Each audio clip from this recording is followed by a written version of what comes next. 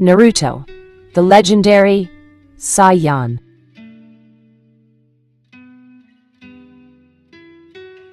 Prologue. The Rebirth.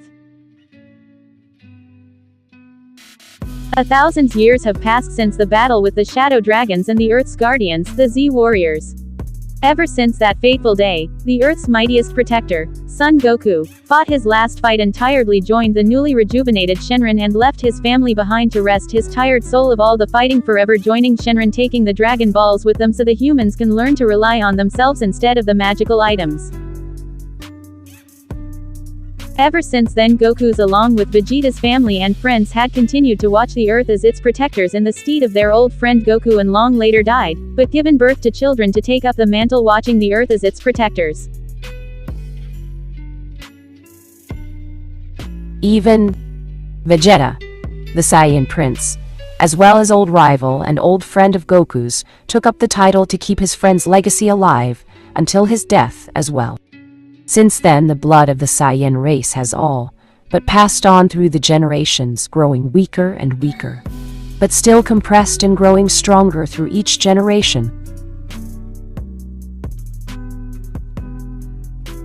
That's when disaster struck as a terrible apocalypse struck the Earth, almost bringing extinction to the human race.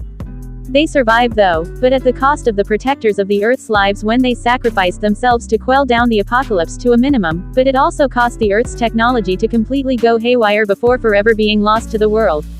As time passed, the Earth's barren wasteland soon began to thrive and humans began to appear once more. Time passed and civilizations rose and fell upon the passage of time and war. Since then, from what humans called upon was heaven's blessing, was that a large creature of godly proportions with 10 tails came from heaven. This entity was called many things as a guardian, protector, savior of Earth, but one name stuck with it for thousands of years. The Jubi. The celestial being was a creation made from Kami, since the Kais of old and new had all but died out, and the new gods have taken up the mantle of their old predecessors to watch over the universe, but the Earth in particular that watched more sternly, since it was the same world the very warriors that could rival themselves in power grew up and got stronger throughout their lives. This being, the Jubi, was created for the sole purpose of protecting humanity and keeping peace of Earth. But soon the dark side of humanity turned its ugly head. A group of greedy and power-hungry humans appeared mysteriously and tried to control the entity with an art called Funinjutsu, only to have it backfire on them and enrage the Jubi. That day, humans angered the once protector of the Earth, and soon found out they weren't so powerful without the Jubi's help anymore. A man who had been named as the Rikudo Sennin appeared before the enraged entity, and tried to calm the beast and negotiate on why it's so angry, but the creature was too far gone to speak to the human. Its anger had slowly been rising over the years of seeing humans, and their greed for power, and when those foolish mortals, as it called them, tried to control him. That drew the line for it and killed all of the humans that got in its way to cleanse the Earth. Seeing the beast who enraged answer, the Rikudo did a sealing only he knew and was said to have been blessed by the Jubi's very own creators to calm the beast. How he did this? He used the power of his eyes and body, and sealed the entity within his own body, making him the first of many Jinchuriki to come before him. Years later, the Rikudo was on his deathbed and was already at death's door, so with the last of the incredible man's spirit, he gave his 2 sons a gift for the future. The youngest he gave his physical power and body, and to the eldest he was given his eyes and spiritual power.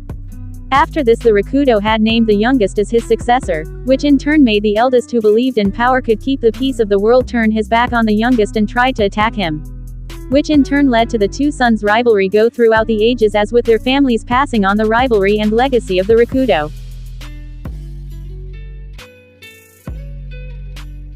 As the man laid on his deathbed with the last of his strength, he split the Jubi's power into 9 parts and sealed each one into a spiritually aware animal of his choosing.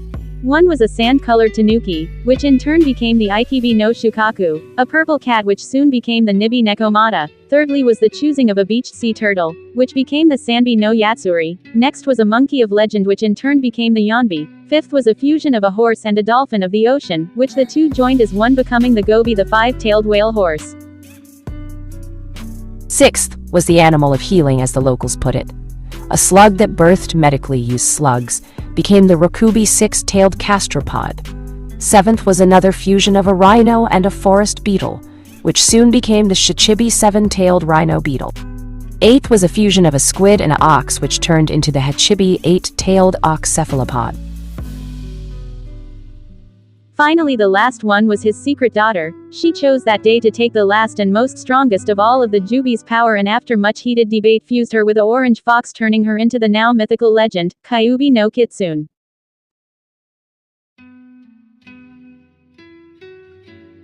After the separation of the godlike entity and seeing his only child, now a Biju as he named them, finally died, not knowing of the future he brought upon the world. Centuries later, Konohagakure. Today just wasn't Minato Namikaze's day. First off, the civilian council was still causing a scene of having more trade relations with other villages to increase their own shops and stores to fill their own pockets, while the shinobi council was advising him to make advancements on opposing villages' borders, but he always saw the reluctance of Kaharu and Homura, so they weren't all there with Danzo Shimura when it came to military relations. Lastly, the evils of being the Hokage of a shinobi village. The evil no Hokage or any Kage in history has ever been able to face and defeat. The accursed paperwork. But he was joyfully happy also. His wife Kushina was going to give birth to twins. And from what his friend Tsunade said, one was a boy, and the other a girl. He couldn't wait to be a father. But something happened. A masked man had come and attacked during Kushina's labor and threatened to kill his two children if he didn't step away from the woman. Doing so started the whole situation he was in now.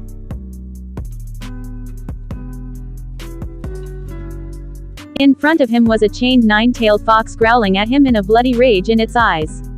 With his wife Kushina on the ground beside him, holding his two children in her arms as they both stared into the crazed eyes of the Kyuubi that was once a loving being to Kushina. "Damn you, Madara, damn you to hell!" Kushina yelled as she was told of what the man did, and only knew of one person to control the Kyuubi in such a way. Minato looked very desperate and broken. He had tried everything to quell Kyuubi, but nothing had worked. That is until he remembered a particular ceiling. Looking at his children, he looked at his daughter. The sleeping babe had the same hair as Kushina, only with a few streaks of blonde, but blue eyes like his own. Looking at his son, he felt a rush of fatherly pride. The boy had spiky yellow hair like his own, but strangely it seemed to glow at times. His eyes. He remembered them even now. They were his mother's eyes, but at the same time flashed a sea green before disappearing. He remembered the birth of the two and had gave his son the name Naruto, which he meant as Maelstrom, and Kushina named their daughter Mito, whom he named after Tsunade's grandmother. His son was born before her a minute early, so Naruto was the older brother of Mito. He smiled seeing his family and children, but his face turned stony, remembering what he had to do. With that, he got the sobbing Kushina's attention and told him of his plan. Only they, nor Kyuubi, never knew of another entity watching the scene with interest. Realm of Shenron. Watching the scene was a giant green dragon with two glowing red eyes. He watched on with what could be seen as a smile. Ever since the birth of the planet, he had watched on as the Earth continued without the Dragon Balls, and how it grew and fell when the apocalypse fell upon the world. Everything and seen how two new gods, as they call themselves, these days created Jubai, a being he would say had the power to rival a Super Saiyan at best. He snorted in amusement. That thing did its job protecting the Earth for a while until those humans tried to control it. Something the dragon found amusing, since seeing the Jubi crush them like ants and seeing them scream and run in fear was to him an amusing show. That's when he narrowed his eyes, seeing the scene before him, and had to think of an idea of what to do, because it was quite obvious the male was gonna use something to deal with the Kyuubi. But when he looked at the boy the man was staring at, his eyes widened at epic proportions before he started to chuckle before outright laughing. Ha ha ha, who would have thought their blood was still alive on Earth? And in such a condensed matter, if a slight tap into the boy's blood, I can awaken it, he mused, thinking of what he could do. That's when he thought of something. Even though he would bring out his presence once more into the world and give out his location to the other celestial beings, it wouldn't matter, for if his plan worked there would be a new and stronger guardian for the Earth than all the previous combined. Searching within himself, he felt it.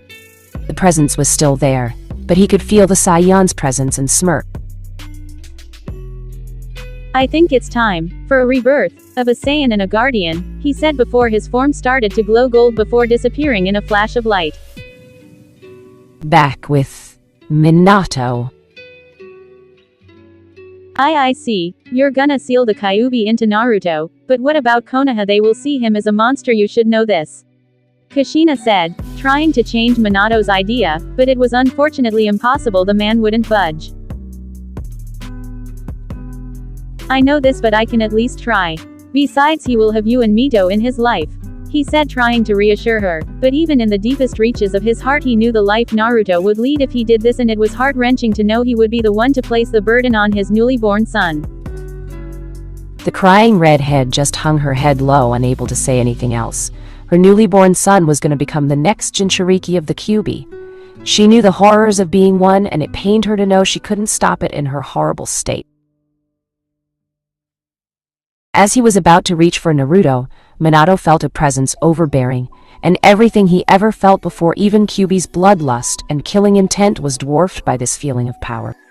Looking around, he saw everything stopped, like time slowed down to a crawl. Looking back at Kushina, he saw that she was frozen as well. But somehow his son was still sleeping like normal. That's when he heard lightning, and snapping his head up, he saw something that would make the toughest of Hokages scream like little girls. Above him in the black sky was a green giant dragon, with red glowing eyes, and its jaws were wide in a grin, revealing its giant razor-sharp teeth. In short, the thing made the Kyuubi look like a newborn kid. Minato broke out in a cold sweat when the dragon's head started to come closer to him and his family, before finally stopping a foot away from him. Shenron found it quite amusing to see the blonde man nervous, but couldn't blame him. Seeing something of his stature was sure to scare even the toughest of any being. The gods themselves knew not to anger him unless they wanted to face the wrath of a dragon. Looking at Minato, he turned his gaze toward Kushina before resting his eyes upon the blonde babe. Naruto, he heard his name was... Closing in, he looked down at the sleeping babe, and before Minato's shocked eyes, a golden orb of light softly floated out of the dragon and into Naruto, and before he could do anything, there was a flash of light erupting from Naruto's form, until it became clear again. Opening his eyes, Minato saw where his blonde son slept was a spiky black-haired baby with larger than normal arms for a babe. He saw the black-haired boy's eyes open slightly to see him and the dragon. Right then Minato saw the change in his son. He still had his father's eyes, but were deep blue in color. Looking back at the dragon, "What did you just do to my son?" Getting a chuckle from the dragon, making the area shake, and him stumble a bit. "Mortal, I just did a little something that will save this world, and bring about a new guardian for the entire Earth. Your son, Naruto as you call him, is in reality the reincarnation of a being far stronger than any human or Biju. Hell, this being was able to tear the world asunder if he wanted to, but he protected like and cherished it throughout his whole time. And now your son will be reborn as this man. For this world needs a Saiyan once more to protect it from the future dangers that are to come," Shenron explained, getting a shocked look from Minato, looking back at his son, who was curiously looking around as a brown monkey tail twitched a few times from behind him, making Minato gape. Looking back, he saw the dragon chuckling. "I know what's with the tail, right? Well, let's just say this being wasn't exactly human, but had the heart of one.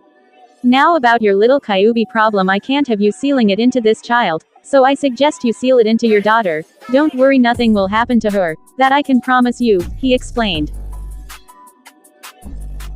Minato just stood there for a few minutes to reassess the situation before he lowered his head. In defeat, no matter how much he thought, nothing else would work, and he most definitely wouldn't disagree with a dragon this size. So with a heavy heart he began to do the seals for the Shiki fusion, as Shenron started to glow a golden light. Finishing the hand seals, he asked one last thing. I'm sorry. Naruto, Mito, Kushina, I love you all. Before slamming his hands on the ground and shouted, Shiki Fuin. With the sealing announced, Shenron's body rose before shooting into Naruto once more. Good thing too, because then a figure floated from behind Minato with a twisted grin on its face. It was the Shinigami, entity of death and apprentice of King Yama. Looking around, the Shinigami's face turned into a frown before it settled upon the chained-down Biju and broken family before it. Though when its eyes landed upon Naruto's tailed form, its eyes widened a bit before its grin got even wider. Though it looked down to see the one who summoned him talking with the woman. Minato, what happened to our son? He's changed. She yelled frantically, worrying over what happened to Naruto. Minato just chuckled a bit. Even in such a situation, Kushina was always oblivious to what was going on.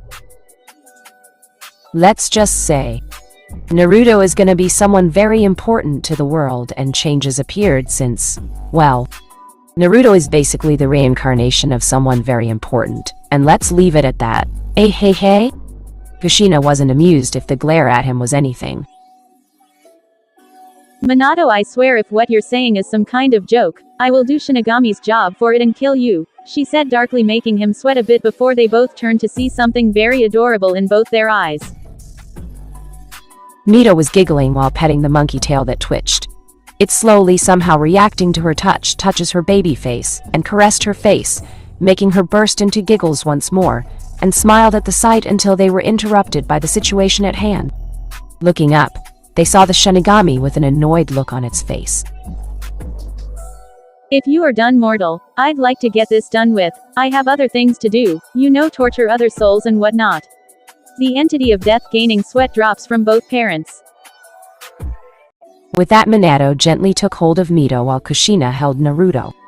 Seeing what Minato was about to do, Kushina just felt so bad about not knowing how to do this another way, and now one of her children had to pay the price for it. She felt awful and disgusted with herself at that moment. But looking down, she saw Naruto's blue eyes staring at her own purple ones with curiosity before he reached up, placed both hands on her cheeks, and smiled.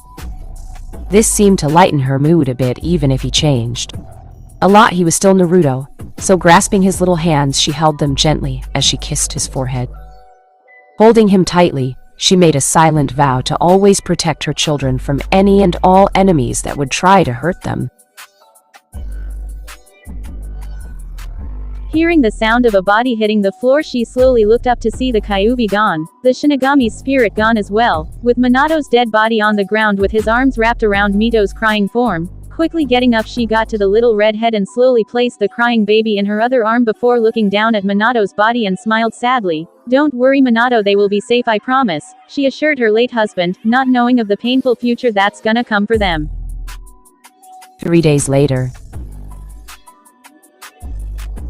It's been 3 days since the attack of Kyuubi in the village of Konohagakure. The civilian and shinobi alike were all mourning for their loss against the Kyuubi, but most were mourning for their late Hokage, the Yondaime, who sacrificed his life to defeat the demon, as they were all told. Only the higher-ups in the shinobi rank truly knew what happened, and yet even they wouldn't mention anything.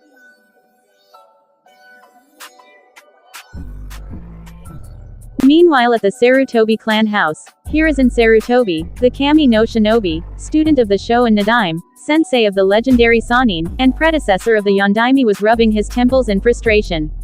The council was now on his back, trying to have the current Jinchuriki Mito killed, since he did announce to the council of what happened. Now he was getting pissed real fast of how the whole council, civilians and elders, were acting. That's when he remembered Kushina and the two children and smiled softly at the thought of them. The two little babes were almost inseparable and they slept in the same crib because if they were separated, Naruto and Mito both would cry until they were put back together with each other. Hell, Naruto's wail was strong enough to crack a damn window and it seemed to always get louder with each passing hour and even caused several of the Anbu who were watching him eardrums to bleed literally, and almost disrupt the sound barrier seal. Though that didn't stop his iron will of protecting the three from the council and told Kushina they were welcome to live within his clan home since the Namikaze compound was all but in ruins during the attack. Remembering the two smiling faces of the two babes as well as the happy form of Kushina with them made the fire in his eyes burn brightly. A fire he had possessed when he was in his prime and then grew into a cold fury. He rose up and snapped his fingers, causing two masked Anbu awaiting their leader's orders. Rat bore gather up the council. It is time they learned just who it was that ruled Konoha, he said in an authoritative and murderous tone that made the two Anbu inwardly flinch, but smile in satisfaction since the true Sandame, the man who survived 3 of the great wars, mastered over 1,000 jutsu, and the very man who in his prime was the strongest of the other elemental cages in their prime, was coming back. With a quick hi, the two disappeared in a shushin. With that, Sarutobi turned around and headed to the Namikaze's room to check up on them. While walking he mildly remembered something about Naruto that made him curious, which was the monkey tail attached to his backside and his hair was as black as night and still spiked but not like his father's, more like spiked in all directions. He found it amusing of how Naruto looked similar to that of a newborn monkey he'd seen when he visited Monkey King Enma for the first time. Getting to the door, he knocked a few times getting in. Enter. When walking in he saw something very adorable in his eyes. In front of him was Kushina holding Mito as she played with the taller, but still small baby Naruto.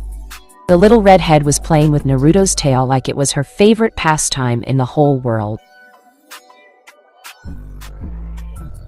Naruto himself looked constipated about something, but soon started to cry a bit when Natsumi gripped his tail tighter. Seeing the imminent danger of one of Naruto's dangerous shouts of hell, he flashed to the little babes and grabbed Mito's hand softly and pulled it away from the now ticking time bomb that was Naruto. Kushina, I'm about to head for another council meeting, and after this we will explain on how you want to train these two. For I know how much you want them to get stronger to protect themselves, so after this, we will discuss on how you want to train them. All right, he said, getting a happy nod from the woman. Thank you Oji-san, and these two would probably say the same thing, but I think they're a little busy, she said with a giggle at the end. He smiled at the family of 3 and headed out to go show the council who truly controls Konoha and got them under control. He did, after killing several civilian and beating Danzo literally into the ground and having him sent to the hospital. He reminded those of the council who truly ruled Konoha with an iron fist. After this, with the help of his 2 other teammates Kaharu and Homura, he explained to the clan heads of what truly happened, and to say some were shocked was like saying Jiraiya had a healthy relationship with women. Biggest understatement of the year is Kushina's best friends Sume and Makoto generally asked an audience with her and the 2 children, which he accepted, but no others, since even for a Hokage didn't trust those of the Konoha clans that much. 7 years later.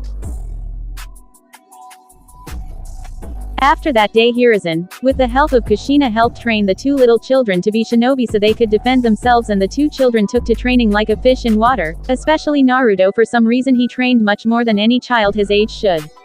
He always trained day in and day out, not stopping till he drops, and no one was able to understand. Naruto simply said that it was something calling him to never stop training, always go forth and never stop.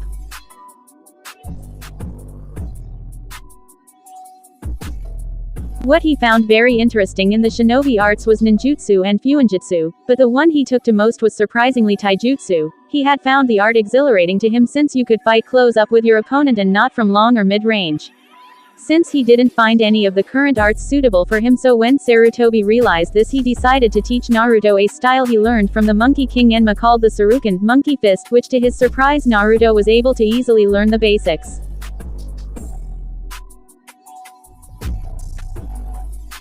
His grandfather figure, who was known to him as Oji-san, or Gigi, as he and his sister Mito likes to call him, had one time introduced them both to any kind of weapon they would use, and to Mito, she chose to wield a katana like her mother.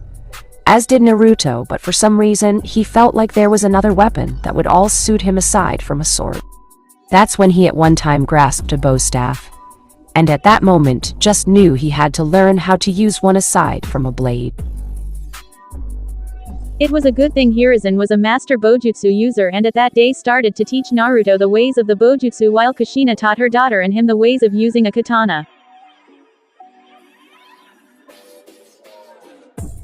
Speaking of Mito, for a 7-year-old the girl, she was quite the hothead just like her mother, since anything that pissed her off would make any male in the vicinity flinch, holding their groins at a phantom pain as they still remembered that one man that tried to grope Kushina, and that same man ended up getting a good beating from both Mito and Naruto, but Mito finished it off by throwing a kunai right in the center of the man's groin, destroying any way of him having children. But if there was one thing she loved most was her big brother. Despite him only being a minute older than her, he stood by her when she needed it.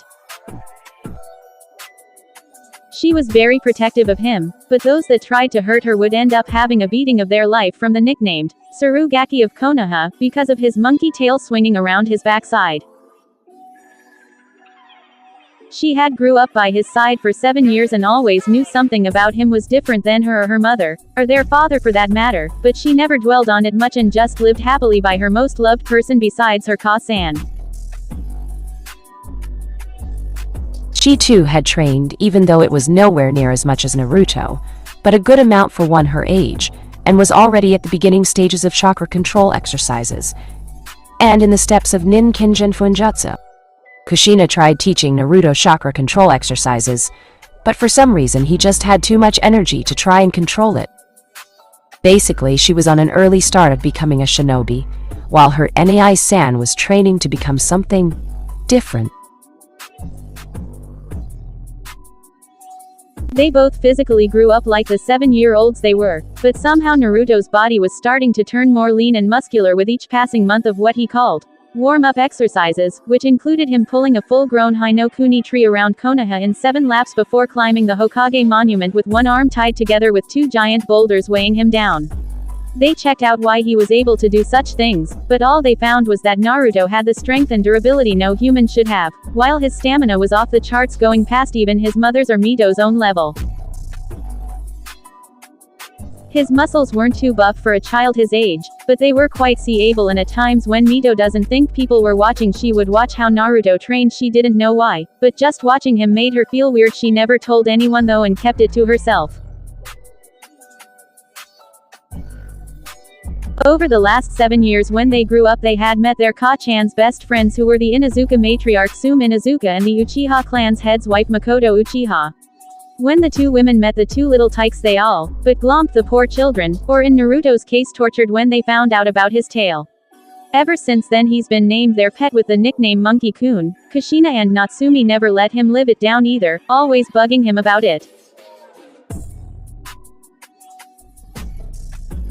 It was the same when they met their dad's 2 students, Kakashi Hatake and Rin Kazama. Mito and Naruto would call Kakashi either Ero Inu or Ero Ni, since Kushina told them about how Kakashi read the books their father's old student wrote in public, much to the man's embarrassment. Rin on the other adored them both, especially Naruto and his tail. It turned worse when she introduced the black-haired boy to Kurenai Yuhi, Enko Mitarashi, Yugao Azuki, and the young Chunin Hana Inuzuka, due to the fact that they would always glomps the poor kid due to the fact that they were attracted to his tail. Right now we find a spiky black-haired boy who wore black shinobi sandals with black cargo pants.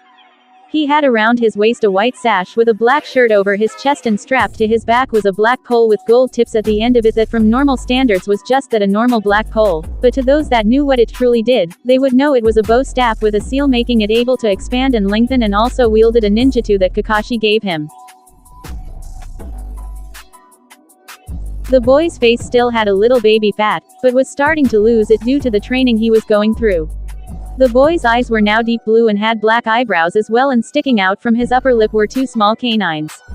He had a small tired smile on his face since he was out panting in the forest of Konohagakure. Around him were craters and broken trees from his latest training exercise. Wiping the sweat from his brow, he inhaled before exhaling. Standing up, he heard something from within the woods thanks to his sensitive hearing, and looked behind him and saw in the woods a mob of what looked like armed civilians with masked men mixed in with the kanji for "nay" on their blank masks. Narrowing his eyes, he took a step back and spoke, "What's up, guys? Need something?" Already knowing the answer. Shut up, freak. Today you die, and no one is here to help you or save you this time, so get ready to die, said a civilian. While the others cheered and the root ninja stood by watching for any shinobi to come by the area. "I see, and I suppose you think I won't fight back then?" he said, getting a arrogant smirk from dumbass number 1. Of course the freak has to learn from its betters who's in charge around here, so stay down and let your masters whip you like the obedient dog you are. Getting a roar of approval from the crowd. Naruto's eyes turned dark and dangerous, eyes that shouldn't be on a 7-year-old boy like him, and spoke while getting into stance, "Like hell I will, now come get me, you pathetic bastards," he said, getting angry yells from the civilians, and with that they charged in intent to kill the monkey demon. Too bad they never stood a chance against a trained child in the arts of a shinobi. Quickly pulling out his bow staff, he started dancing around the civilians, knocking them out with a hit by the back of their heads or punches to the stomach. With his incredible strength, his punches at full blast could punch a hole through the toughest of metal, even steel. So to a civilian and him lowering the punches to a minimum, they felt like they got tackled by a bull. Few minutes later, Naruto found himself surrounded by groaning or unconscious civilians, but then a second later he found the root Anbu surrounding him on all sides. Letting out an irritated sigh, he scratched his head in frustration. There was just no way he could fight these guys. He knew of the Anbu, but these guys were, from what Gigi said, mindless drones that wouldn't stop till their objectives are accomplished, and him still a genin leveled shinobi, he wasn't nowhere near the level to fight them. Feeling a little desperate, he jumped off into the woods with the root following. A few minutes later, Mito came running into the area with a happy expression on her face to see her Nei-san, only to see groaning and beat-up civilians. She was getting worried until she found something that made her heart stop.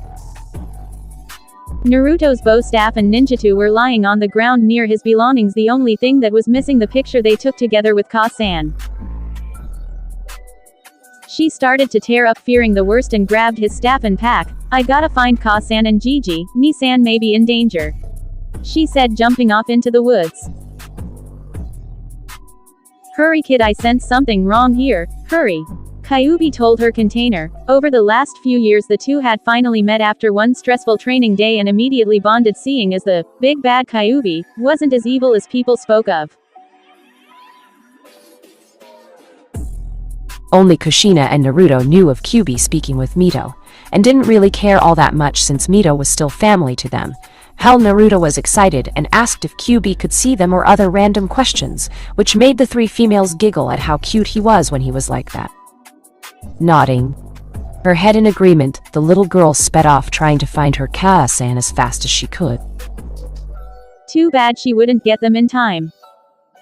With Naruto,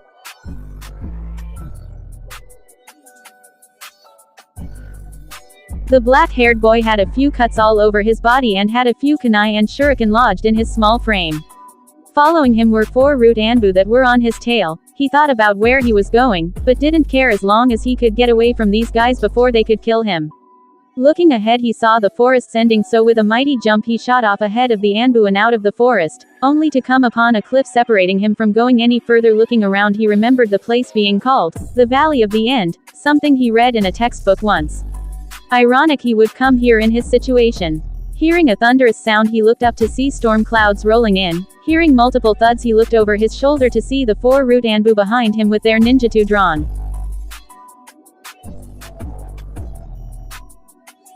"You have nowhere to go now, demon. Just surrender and Danzo-sama can finally have his weapon," said drone number 1 in an emotionless tone. Naruto quirked an eyebrow. Danzo. He shook his head and looked at the situation he was in, looking at the route before slowly looking down of the cliff. He saw the raging river from the brewing up storm. Nervously sweating, he had 2 choices to go with. Even for a 7-year-old, he could tell when he's near a life or death situation, and now he needed to find a way to escape. Looking over the cliff once more in the slowly advancing route, Naruto closed his eyes, slowly channeling his breathing to calm himself. Putting his hand into his pocket, he pulled out a picture he cherished more than anyone would know.